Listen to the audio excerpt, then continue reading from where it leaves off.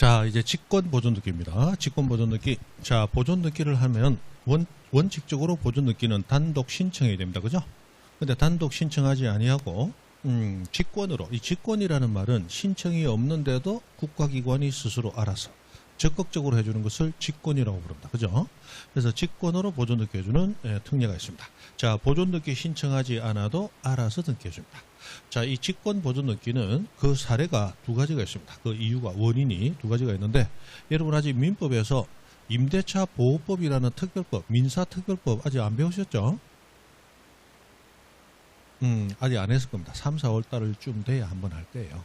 분명히 그럴 거거든. 그래서 1번은 일단 안 하고 갑니다. 자, 2번만 합니다. 2번은 다른 데서 배우기 어렵고 우리 등기부에서 배워야 되니까. 자, 소유권에 대한 처분 제한 등기 촉탁이라는 말이 나왔어요. 여기 처분 제한이라는 말이 나왔습니다. 이 처분 제한과 관련해서 이제 여러분하고 이제 뭔가를 해야 되는 거예요. 자, 처분 제한이라는 말이 나왔습니다. 처분을 뭐예요? 제한합니다. 이 처분 제한하는 등기가 대표적으로 우리 등기부에서 네 가지가 있습니다. 압류, 가압류, 가처분, 경매 네 가지가 있어요.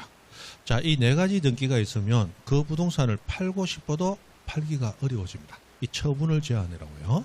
이 처분 제한 등기는 법원의 촉탁으로 이루어지게 됩니다. 그럼 법원의 촉탁이 있으면 등기관은 법원이 촉탁했으니까 등기를 해줘야 되겠죠. 그런데 미등기 부동산이라 등기부가 없어요. 그러면 등기부가 있어야 등기를 해줄 거 아니에요. 그죠? 그럼 등기부가 만들어지려면 원시 취득자인 최초 소유자가 무슨 등기를 신청해야, 보존 등기를 신청해야 만들어지잖아. 근데 그 사람이 보존 등기 신청을 안 하고 있는 거야. 그럼 법원이 한 촉탁한 등기를 해주긴 해줘야 되겠고, 등기부는 없고, 그럼 등기부를 만드는 등기가 무슨 등기예요? 보존 등기단 말이야. 그래서 등기관은 어떻게 하느냐? 신청이 없지만 스스로 알아서 보존 등기를 해버리는 거야. 그게 무슨 권? 직권 보존 등기라고 부릅니다. 그럼 직권으로 보존 등기 하는 이유는 심심해서 하는 거예요? 법원이 촉탁한 등기를 해주기 위해서 하는 거야. 법원이 촉탁한 등기를 해주기 위해서 하는 거야.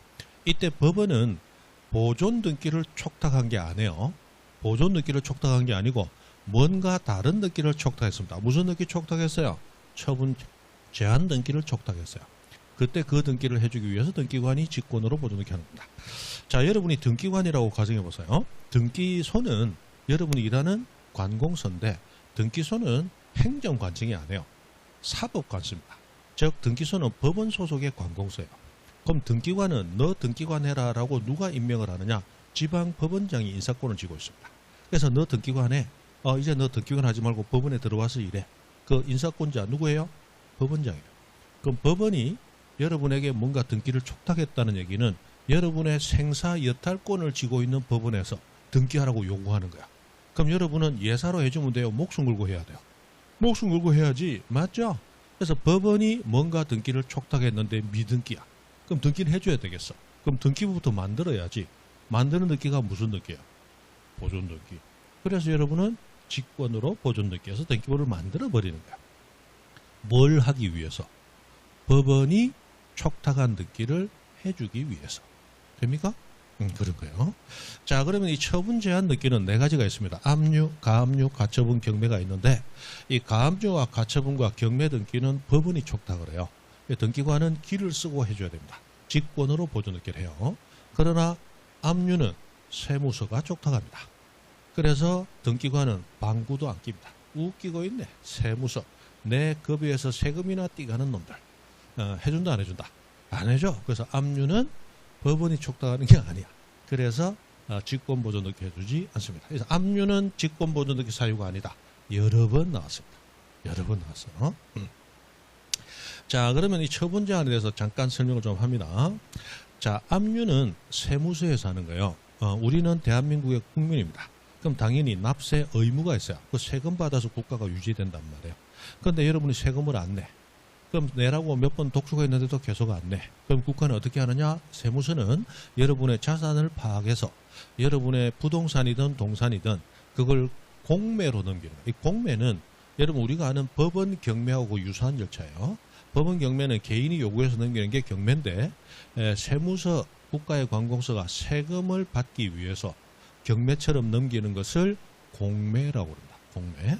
그래서 외국에 밀수품이 들어오면 관세 포탈 하려고 하는 거잖아. 맞죠? 그럼 밀수품들 압류했다가 공매로 넘기는 거야. 그래서 경매 말고 공매 시장이 또 있단 말이에요. 공매.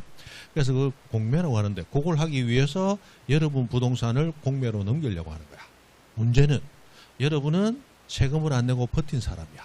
그럼 국가가 공매로 넘길 수 있다는 사실을 짐작하고 있어. 그럼 공매로 넘어가면 경매처럼 제 가격을 받을까요? 못 받을 수 있을까요? 못 받을 수 있죠. 그럼 여러분은 어떻게 하느냐?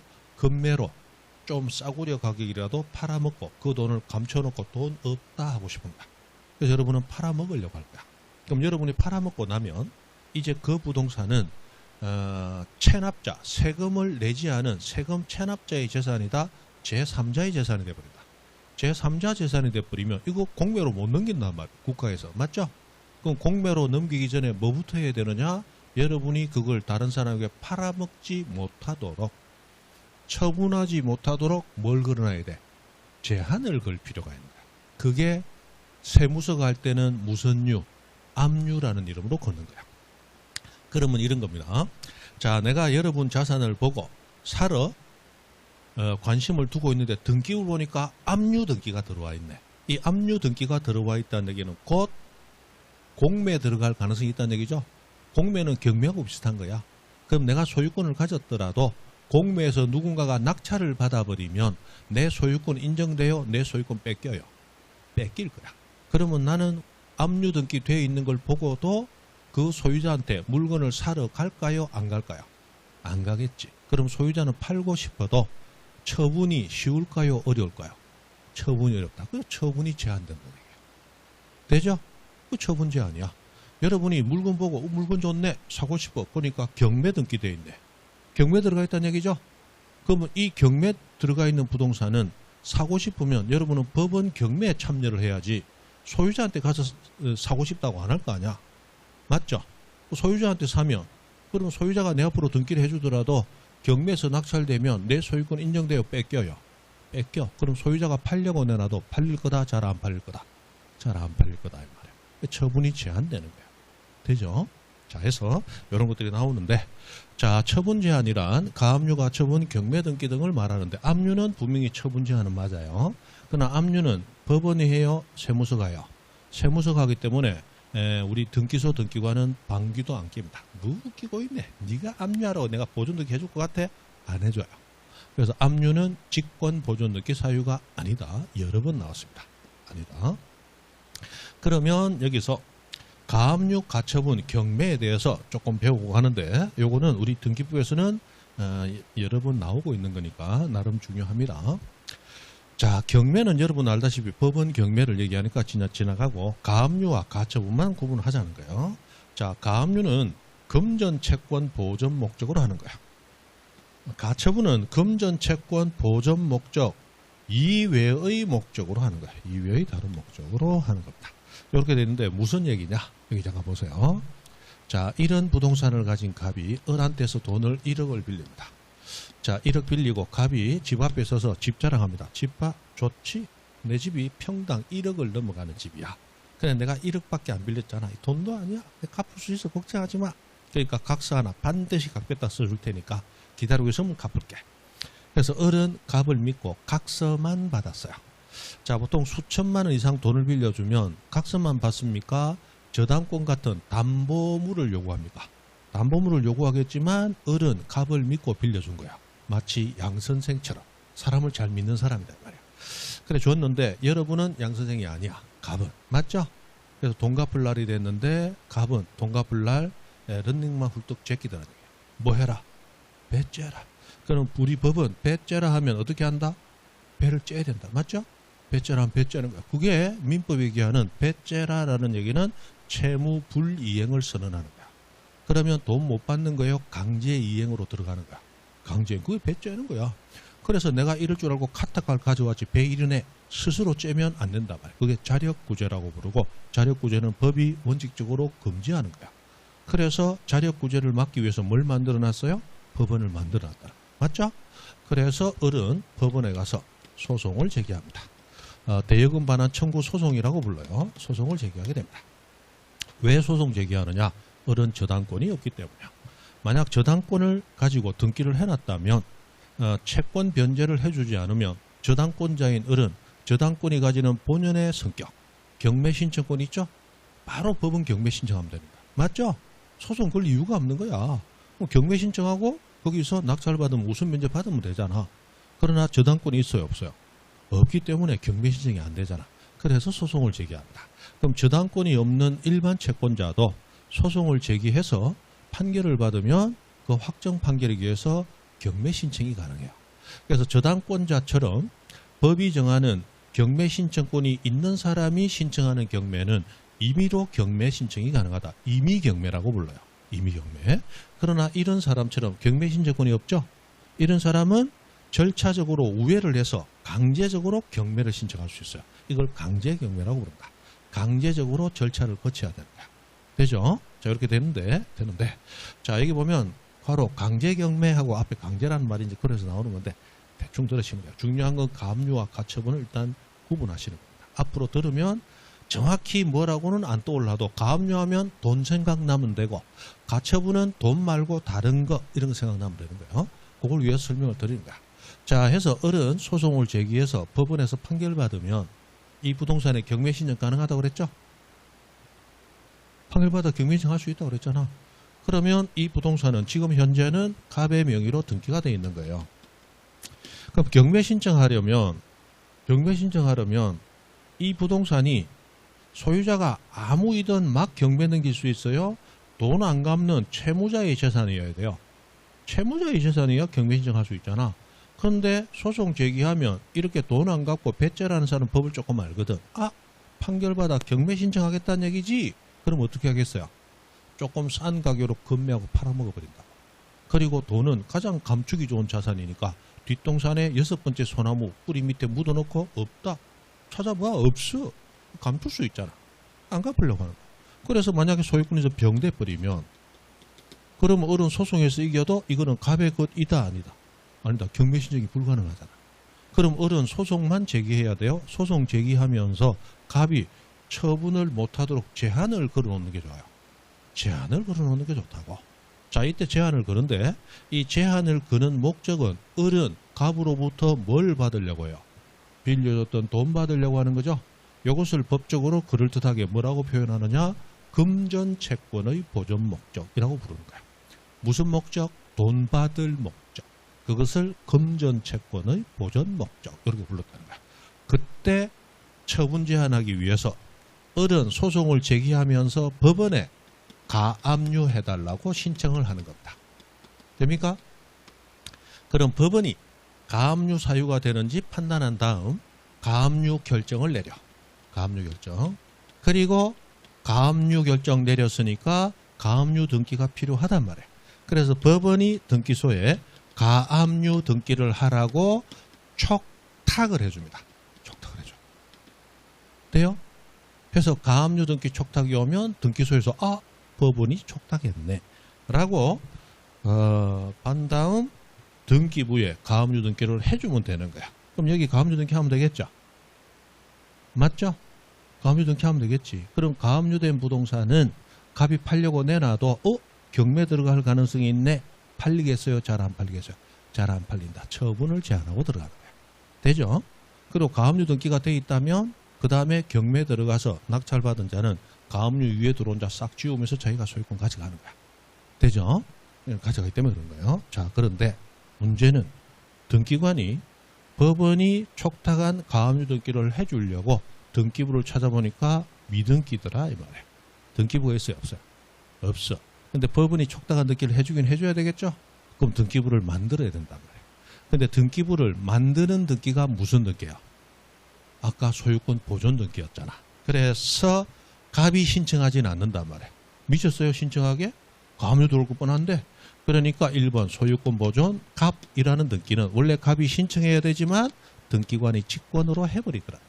그래서 등기부를 만든 등기관은 이제 등기부가 만들어졌으니까 법원이 촉탁한 등기 해줄 수 있겠죠.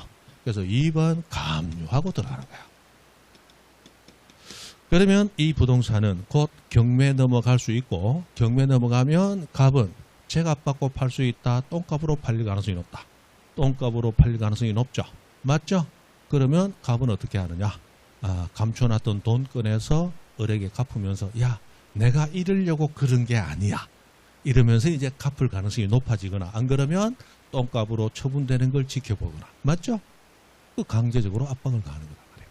그래서 요때 하는 게 가압류라고. 가압류 뭐 받을 목적으로? 돈 받을 목적으로. 근데 이런 경우도 있어요. 갑과 을 사이에 매매를 했습니다. 소유권이 정해야 되겠죠. 그럼 을은 갑에게 돈을 줘요. 예를 들어 5억을 줬다. 5억에 사고 팔기로 했어요. 그럼 갑은 을에게 권리 주면 되겠죠. 근데 갑이 돈만 받고 런닝을 훌떡 갑니다. 돈은 받았지만 권리는 주겠다, 안 주겠다? 안 주겠다, 안 주겠다. 그래서 을은 법원에 소송 냅니다. 소유권 이전 느끼를 안 해주려고 하고 있습니다. 계약에 따라 이전 느끼를 이행하라 라고 판결 좀 내려주십시오 라는 소유권 이전 등기 청구 소송을 제기하는 거예요. 됩니까? 그럼 판결 받으면 공동 신청해야 돼요? 판결 받으면 단독 신청할 수 있어요? 단독 신청할 수 있죠. 문제는 판결 받아 단독 신청할 때는 판결이 하라한 등기를 단독 신청할 수 있는 거예요. 되죠? 그럼 판결이 어떻게 나느냐? 계약에 따라 갑은, 매도인 갑은 매수인 을에게 이전 등기를 이행하라 이렇게 판결납니다. 그럼 원래 갑과 을이 공동 신청을 해야 되는 등기인데 이전 등기니까 지금 등기 의무자인 갑이 등기 신청에 협력을 해요, 안 해요? 안 하죠. 그러니까 을은 소송 냈고 판결 받으면 이제 갑 도움받아 공동 신청하겠다, 갑 도움 없이 단독 신청하겠다. 단독 신청하겠다. 그게 소송 낸 의미다 이 말이에요. 맞죠? 그래서 판결이 나는 거야. 그런데 소송 제기하면 갑은 알잖아. 맞죠? 판결 받아서 단독 신청하겠다 이거지? 웃기고 있네. 금매 팔아먹어버린 거야. 소유권 이전 병 돼버려. 그럼 이제 이 부동산은 갑의 것이다, 병의 것이다. 병의 것이 돼버려. 맞죠? 근데 판결은 병으로부터 을에게 이전 등기 이행하라 였어요. 그러면 병으로부터 을로 이전 등기는 단독 신청 가능한 거야. 그러나 누구로부터 누구에게 이전 등기 이행하라. 판결은 갑은 을에게 이전 등기 이행하라. 갑으로부터 을로 이전 등기를 단독 신청할 수 있는 거예요. 그러나 지금 이 부동산 소유권은 갑에게 있다, 병에게 있다. 병에게 있으니까 갑으로부터 을로 이전 등기 가능, 불가능? 불가능. 판결 받아봤자 의미가 없다는 거예요. 그럼 을은 소송만 제기하면 돼요. 소송 제기하면서 갑이 못 팔아먹도록 처분 제한을 걸어야 돼요. 처분 제한 걸 필요가 있는 거예요. 이때 을은 소송을 제기하면서 처분 제한을 거는데 이때 을이 처분 제한 거는 이유는 줬던 돈 5억 돌려받으려고 처분 제한 거는 거예요. 내 의무 5억 줬으니까 네 의무 권리다오 하는 거야. 권리다오, 돈다오가 아니죠. 그때는 가압류한다, 가처분한다. 가처분. 그래서 이때는 가처분을 신청하게 된다. 자, 돈 달라, 금전 채권 보존 목적, 가압류. 돈 달라 아니야. 그러면 금전 채권 보존 목적 이외의 목적, 가처분. 이렇게 구분한다는 거예요. 되죠? 그렇게 됩니다. 그래서 여러분도 이제 앞으로 뉴스 같은 거 보시면 그런 게 좀 나올 거예요. 뭐 했는데 회사와 회사끼리 싸움이 붙어가지고 뭐 하는데 회사 팔아먹으면 안 돼. 처분 금지 가처분. 뭐 하지 마라 가처분. 그 다음에 뭐 삭발하지 마라 가처분. 막 돈 달라 아니면 뭐로? 가처분으로 들어. 가처분 그런 거예요. 되죠? 가처분. 이제 가압류와 가처분 대략적인 개념 알았다 그죠? 그 정도 아시면 돼. 가압류 돈, 가처분 돈 아닌 거. 목적이 그거다 그죠? 경매는 뭐 다 아니까. 그래서 이런 것들이 있으면 처분이 제한되는 거야. 가압류 있는 걸 알고 물건 샀다. 가압류 경매 신청하면 날라간다. 알잖아. 가처분 있는 거 알고 물건 샀다. 가처분권자가 소송에서 이기면 내 것 지우러 옵니다. 내 동의 없이 그냥 막 지울 수 있어요. 그래서 가처분 이후에 들어온 자는 가처분권자가 승소 판결 받으면 자기도 모르게 확 날아가도록 돼 있어요. 그래서 가압류나 가처분 있으면 살려고 할 거다, 안 할 거다? 안 할 거다. 처분이 제한되는 거야. 자, 중요한 거. 이 압류, 가압류, 가처분 경매는 처분을 제한합니다. 자, 제한한다는 것은 어렵게 하는 거지 완전히 금지하는 건 아니에요. 그래서 처분을 제한할 뿐 금지 효력은 있다, 없다? 없다. 금지 효력은 없어요. 금지 효력은 없어요. 자, 이게 무슨 얘기냐 하는 뜻입니다. 골치 아프죠? 여기가 조금 어려울 거예요. 요거 이제 앞으로 몇 번 더 들으면 조금 기억이 날 겁니다. 자, 여기 가압류되어 있습니다. 가압류되어 있다는 얘기는 경매 들어갈 수 있다는 얘기잖아. 근데 병이 지나가다가 집을 봤어요. 보니까 집이 너무 좋은 거야. 뒤에서 후광이 비치는 거야. 이런 사람들 있죠.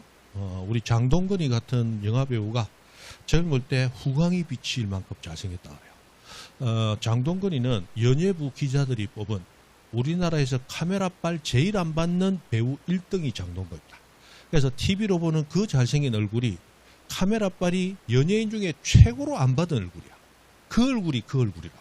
그러니까 실제로 보면 후광이 비칠 정도로 잘생겼다 그래요. 물론 이제는 맛이 갔지. 지도 나이 먹으니까 맛이 갔지만 젊을 때는 그랬다 그래요. 근데 이 집이 후광이 비치는 거야. 그래서 집을 사러 등기부를 봤더니 가압류 들어가 있네. 물어보니까 경매 들어갈 가능성이 있고 경매 들어가면 뺏긴다 그래.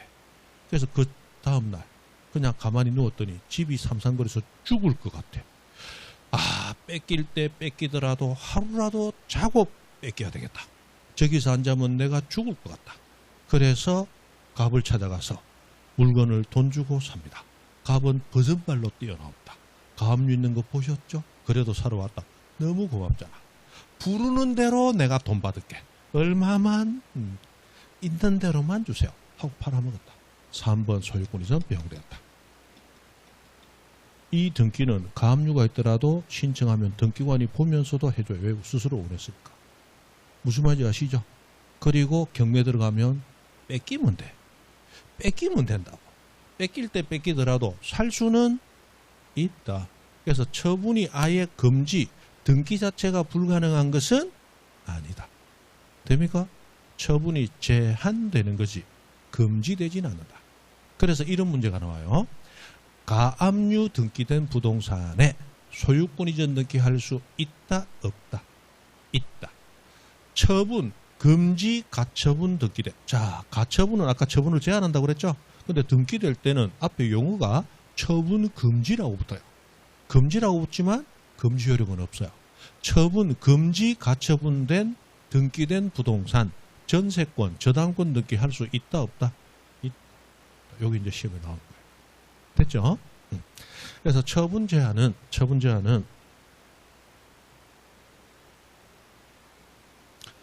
아까 처분 제한 등기는 촉탁으로만 이루어지지 신청으로 이루어지지는 않는다 그죠? 그래서 법원이 촉탁하거나 세무서가 촉탁해야지 개인이 신청할 수는 없어요. 내가 여러분 재산 가압류 내가 등기소 가면 등기해줘요, 안 해줘? 안 해준다고. 왜? 이 처분을 제한하는 것은 법률행위는 자유야. 여러분이 처분하고 싶으면 내 거니까 마음대로 처분할 수 있어야 되는 거야. 근데 처분 제한이 붙는다는 얘기는 여러분이 누리는 법률행위 자유에 제한을 가하는 거야. 무슨 말 이해되죠? 그런데 함부로 처분 제한이 가능하다면 여러분은 처분에 자유로운 게 있는 게 아니라 처음부터 제한당할 가능성을 가지는 거야. 그럼 여러분 내가 어떻게 하냐? 수업하는데 여러분 누가 졸고 있더라. 어쭈 졸아. 가가지고 주소를 알아내가지고 오늘 저녁 때 집에 안 가고 등기소 떼에 가서 여러분 집에 처분금지 가처분 걸어버린다. 그 다음에 안 좋을 때까지 내 안 지워줘. 그럼 여러분 집 팔고 싶어도 판다 못 판다? 못 판다. 이렇게 되면 되겠다 안 되겠다? 안 되잖아. 그래서 처분의 자유를 제한하는 것은 개인이 마음대로 할 수 없고 반드시 관공서의 판단을 거쳐라. 그래서 촉탁으로만 가능한 거야. 되죠? 처분제한. 그래서 처분제한 등기 나오면 세 가지를 기억하셔야 돼. 의외로 조금 나오고 있습니다. 첫 번째, 직권으로만 가능하다. 아니, 직권으로 보존 등기 해주는 사유다. 아까 처분제한 등기 촉탁이 있으면 미등기라면 직권으로 보존 등기 해준다 그랬죠? 직권 보존 등기 사유가 된다. 다만 압류는 제외.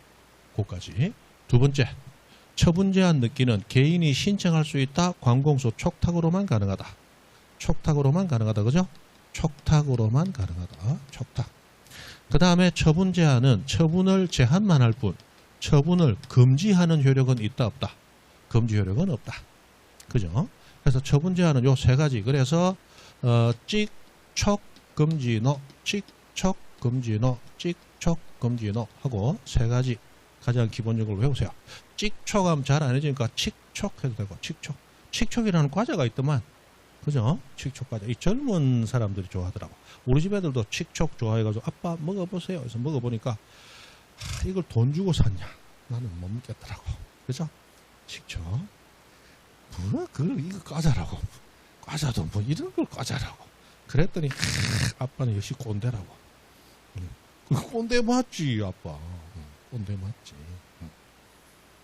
틀딱이라면 죽는다. 그죠? 꼰대까지는 괜찮다. 틀딱이라고. 틀딱. 요즘 나이 들고 말 안 통하고 고집자고 틀딱. 그죠? 틀딱. 됐어요. 칙촉 금지로 직권으로만 가능하고 직권 보존등기 사유가 되고 촉탁으로만 가능하고 금지 효력은 없다. 제한만 한다. 그죠? 그래서 이 처분 제한 압류, 가압류, 가처분 또는 이 경매 이름이 나오면 요 세 가지만 기억하면 거의 90% 이상 풀립니다. 그래서 요게 핵심이다. 그 정도 됐어요. 그래서 직권보존등기. 그래서 가압류, 가처분 그리고 경매에 대한 얘기를 조금 해드렸습니다. 됐어요. 직촉 금지로. 자, 문제 하나만 보고 가죠. 33회. 재작년에 나왔던 문제입니다. 자, 대장은 편성되어 있습니다. 미등기인 부동산 보존등기에 관한 설명으로 틀린 것은 그랬어요. 자, 1번 등기관이 보존등기를 할 때는 등기 원인과 연월일 기록해야 한다. 기록하지 아니한다. 기록 안 한다고 그랬죠? 틀렸단 말이에요. 1번이 바로 정답인 거예요. 그죠? 쉽죠? 자, 2번 봅니다. 대장에 최초 소유자로 등록된 자 보존등기 하면 됩니다. 근데 그 자의 상속인도 보존등기 신청할 수 있다. 맞죠? 맞아요. 상속인만 보존등기 할 수 있다. 포괄 유정받은 자도 할 수 있다. 포괄 유정받은 자도. 그리고 합병한 법인도 할 수 있다. 상속, 합병, 포괄 유정. 3개. 3번. 수용으로 인하여 소유권 취득하였음을 증명하는 자. 자, 수용은 원시취득, 승계취득. 원시취득자니까 미등기 부동산에 대해서 보존등기 신청할 수 있다. 맞죠?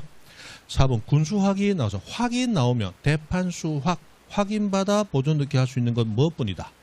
건물뿐이다. 건물뿐이다. 맞죠? 그래서 미등기 건물에 대한 자기 소유권 증명하면 보존등기 신청할 수 있다. 맞죠? 그럼 이 문제가 보통 나올 때 어떻게 바꾸느냐? 군수 확인에 의해 미등기 토지에 대해 이렇게 바꿉니다. 그래서 보존등기 나오면 토지냐 건물이냐를 반드시 구분해서 보셔야 돼요. 됐고. 5번 등기관이 법원의 촉탁에 따라 소유권의 처분 제한 등기를 할 때는 직권으로 보존등기 한다. 맞죠? 했잖아. 직권 보존등기. 처분 제한 나오면 촉 금지로 찍이 뭐요? 직권 보존등기 사유가 됩니다. 맞아요. 그 정도. 자, 그리고 공유 합의로 갑니다. 공유 합의. 요거는 우리 기본서에는 합의에 대한 내용 자체가 거의 빠져 있죠. 그런데 간간히 나옵니다. 아셔야 돼요. 자, 우리 민법상 공동소유는 3개. 공유, 합유, 총유. 그 중에 등기법상 등기되는 공동소유는 딱 2개. 공유와 합유. 총유 등기라는 건 없다고 그랬어요. 자, 공유 등기와 합유 등기가 있는데 여기서 공유와 합유는 소유자가 1명이다, 여러 명이다. 여러 명이야. 공동소유니까. 그러면 일물일권주의 원칙상 물건이 하나면 소유권도 1개만 존재해요. 그럼 여러 명의 소유자는 권리 하나를 나누어서 소유하겠죠. 권리의 일부씩, 그걸 지분이라고 표현한다. 그렇게 소유하게 되는데, 자, 가장 중요한 차이점. 공유는 지분이 등기가 돼요. 근데 합유는 지분이 등기되지 않습니다. 등기법이 그렇게 구분을 해놨어요. 그래서 공유는 지분이 등기돼요. 그러나 합유는 지분이 등기되지 않습니다. 여기서 이제 공유 등기와 합유 등기는 가는 길이 완전히 달라져요. 그래서 공유 지분은 등기부에 나오기 때문에 공유 지분에 대해서 이러쿵 저러쿵 요러쿵 저러쿵 등기가 대부분 가능해요. 그러나 합유는 지분 자체가 등기부에 나와요, 안 나와요? 안 나오죠. 안 나오니까 합유 지분에 대한 모든 등기는 전부 불가능합니다. 그래서 아까 각하 사유할 때 합유 지분에 대한 일체의 등기 신청 전부 각하. 맞죠? 사건이 등기할 것이 아닌데요. 등기가 되더라도 우리 등기부는 절대 무효다. 이거 인정 안 되니까 등기관이 직권 말소하도록 되어 있습니다. 자, 그렇게 되어 있다. 그런데 자, 공유 지분은 등기가 되지만 지분은 부동산 일부다, 권리의 일부다. 권리의 일부야. 맞죠? 그러면 아까 부동산 일부와 권리 일부 나눠서 권리 일부에 가능한 건 부동산 일부에는 안 된다 그랬죠? 맞죠? 부동산 일부에 가능한 건 권리 일부에 안 되고 일부는 하나만 가능하다 했잖아. 그러면 공유 지분은 권리의 일부야. 그럼 권리의 일부를 목적으로 소유권, 저당권, 처분제한은 가능하지만 아까 찌찌전임은 부동산 일부를 목적으로 할 수 있다. 지상, 지역, 전세, 임차권. 그러나 권리 일부를 목적으로 할 수는 없다. 기억나세요? 그래서 공유 지분에 대해서 지상권, 지역권, 전세권, 임차권 등기는 할 수 없다. 찌찌전임. 그 다음에 아까 보존 등기는 최초로 소유권이 보존되기 때문에 일물 일권주의 원칙상 물건 한 개 전부, 권리 한 개 전부가 보존 등기 돼야 돼. 그래서 공유 지분은 권리 하나 전부 다 권리 일부다. 권리 일부니까 보존 등기도 할 수 없어. 그래서 공유 지분은 등기돼요. 그래서 공유 지분에 대한 이러쿵 저러쿵 대부분 등기는 가능하지만 지분을 목적으로 등기 못하는 게 5개가 있어. 그게 찌찌, 전임, 보존 등기. 5개는 공유 지분에 대해서 등기할 수 없어. 그죠? 그래서 일단 외우세요. 공유 지분. 예전에 왜 찌찌전임은 지분을 목적으로 안 되고 부동산 일부에 되느냐? 우리 저번 주에 설명을 다 드렸어요. 찌찌전임은 부동산을 돈을 주고 충분히 주고 산다. 돈이 부족하니까 빌린다. 돈이 부족하니까 빌리는 거야. 그래서 경제적 약자를 보호하기 위해서 빌리는 사람은 반드시 한 개 다 빌려야 된다. 돈 있는 만큼만 빌리도록 예외를 인정한다. 있는 만큼만 빌리도록. 부동산 일부를 빌릴 수 있는 거야. 맞죠? 그러나 권리 일부만 빌려서 어쩌고 저쩌고 할 수는 없는 거야. 자, 지상권이나 전세권이나 임차권 같은 권리는 전부 배타성을 가집니다. 함도 하죠. 자, 이 부동산이 갑 2분의 1 지분, 을 2분의 1 지분 이렇게 지분을 가지고 공동 소유하는 토지예요. A가 전세권으로 빌리려고 합니다. 다 빌려야 돼요? 일부만 빌릴 수 있어요? 일부만 빌릴 수 있죠? 다 빌려도 되고 일부만 빌릴 수 있죠? 찌찌전임은 부동산 일부 가능하잖아. 그런데 빌리려고 와서 소유자를 찾으니까 갑이 소유자입니다 하고 나왔습니다. 2분의 1 소유권 가진 소유자는 맞죠? 그래서 갑하고만 전세권 설정 등기하고 5년 동안 빌리기로 했어요. 그럼 문제가 발생합니다. 전세권은 지분을 목적으로 성립한다 못한다? 못한다. 이 계약 가지고 A는 이 부동산 내 마음대로 못 쓰는 거야. 왜 못 쓰느냐?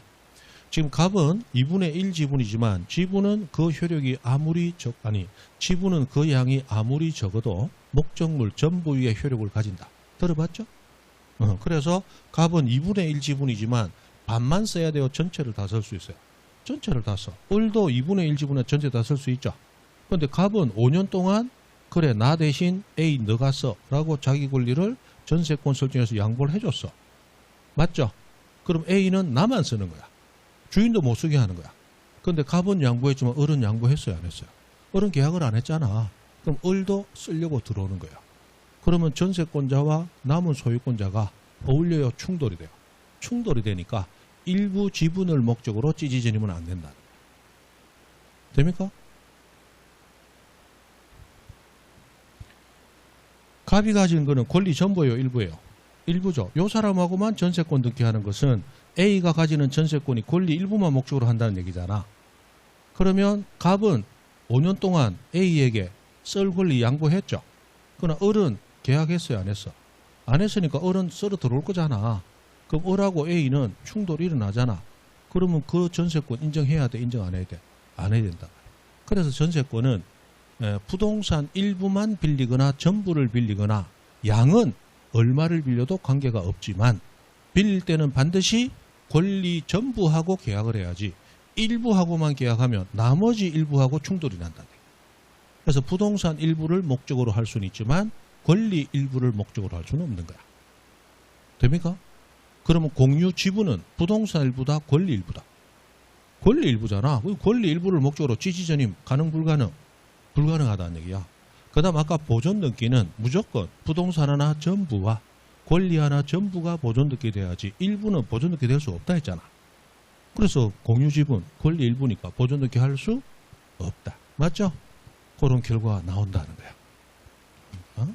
됐습니다. 됐습니다. 됐어요. 그 다음 요거는 다음에 하시고 어려우니까. 자, 뒤에 넘어가서 요거 한 두 가지만 봅니다. 자, 공유는 지분이 등기가 돼요.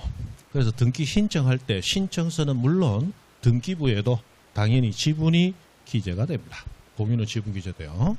근데 합유는 지분이 등기돼요, 안 돼요? 안 되죠. 그래서 합유 등기할 때 신청서는 물론 등기부에도 지분 기재해요, 안 해요? 지분 기재 안 해요. 대신에 합유라는 뜻을 기록하도록 되어 있습니다. 그래서 합유는 지분 기재 안 해. 대신 합유라는 뜻 적어. 그렇게 두 가지를 기억하시면 됩니다. 합유라는 뜻을 적어요. 그렇게 되어 있다는 거. 그 다음에 요즘 예전에는 공유 합유가 거의 대등하게 나오다시피 했는데 근래 들어서 공유가 좀 많이 나왔어요. 자, 공유는 여러분 민법에서 배울 때 공유 지분을 가지고 어떻게 이루어지는 법률 관계하고 공유 관계 가지고 이루어지는 법률 관계 두 가지로 나눠서 여러분 배우잖아. 공유 지분은 자유롭게 공동 소유하는 공유의 특성상 지분을 처분하거나 지분을 취득할 때 그 공유자만 참석하면 되지 다른 공유자에게 동의를 얻거나 뭐 승낙받을 필요가 없죠. 지분은 자유롭게 처분할 수 있죠. 맞잖아. 그래서 공유 지분을 처분하고자 하는 공유자는 자기하고 지분을 취득하려고 하는 자하고 두 사람만 등기 신청하면 끝이야. 나머지 공유자는 전혀 무관하죠. 연락할 이유도 없고 통지할 이유도 없고 그냥 팔고 나가면 그만이야. 그러나 공유 관계에 기한 것은 나하고 상대방만 가면 돼요. 우리 공유자 전원이 신청해야 돼요. 공유자 전원이 공동 신청하는 거야. 대표적으로 자, 우리 민법에 공유는 자유롭기 때문에 공유물 분할을 자유롭게 청구할 수 있도록 되어 있어요. 그러나 5년 이내의 기간을 정해서는 분할하지 않기로 약정할 수 있다. 그래서 공유물 불분할 특약 또는 공유물 분할 금지 약정할 수 있죠. 그럼 분할 금지하자는 것은 나 혼자 결정하는 거예요? 합의가 돼야 되는 거야.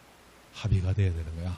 그러면 공유물 분할 금지 약정의 등기는 공유자 일부만 신청하면 돼요? 전원이 공동 신청해야 돼요? 전원이 공동 신청. 공유물 불분할 약정의 기간을 갱신하는 등기, 변경하는 등기도 나 혼자 우기면 돼요? 합의돼야 돼. 합의돼야 돼. 그것도 전원이 공동 신청. 됩니까? 그래서 공유물 분할 금지 약정, 공유물 분할 금지 약정의 변경, 공유물 분할 금지 기간의 연장이나 갱신 이런 것들은 언제나 공유자 전원이 공동 신청. 되죠? 그 정도. 요게 여러 번 나왔습니다. 여러분, 전원이 공동 신청. 그 정도.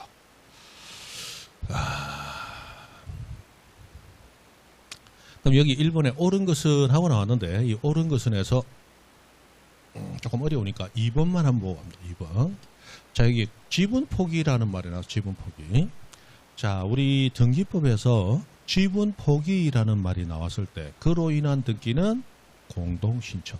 지분 포기 공동 신청. 외우세요. 공동 신청. 단독으로 신청하는 게 아닙니다. 자, 여러분 민법에서 법률행위 배웁니다. 법률행위는 세 가지가 있습니다. 단독행위, 계약, 합동행위. 맞죠? 계약은 나하고 상대방하고 합의로 이루어지는 법률행위예요. 맞죠? 단독행위는 나하고 상대방이 있어요, 없어요? 없어. 나 혼자 하는 거야. 그죠? 그럼 권리를 포기하는 것은 상대방과 합의해야 돼요? 그냥 포기하면 돼요?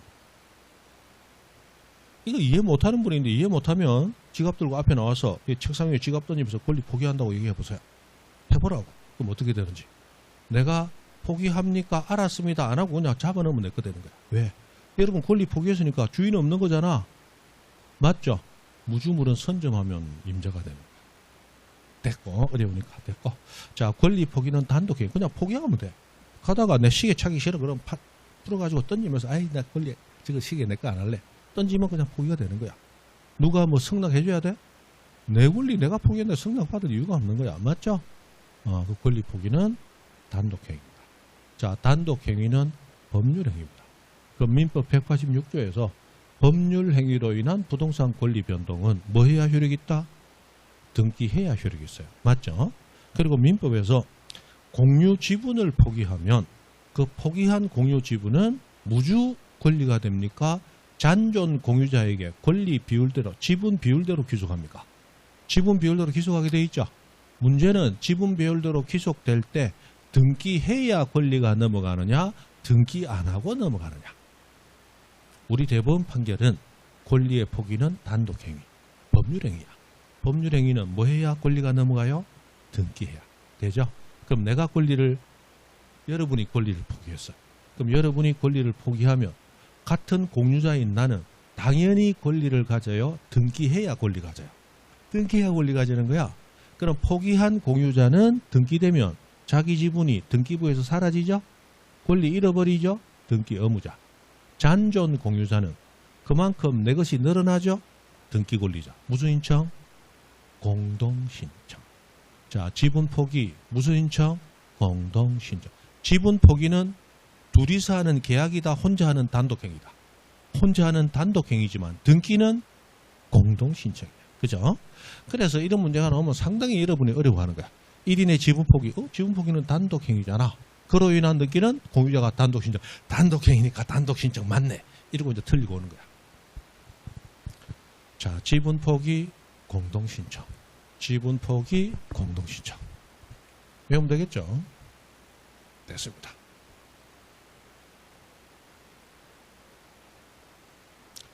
자, 그리고 나머지 넘어가서, 자, 우리 넘어가면 124페이지에 소유권 이전 등기에서 등기법과 부동산 등기 특별조치법상 권리의 등기에 대한 신청 의무를 다루고 있습니다.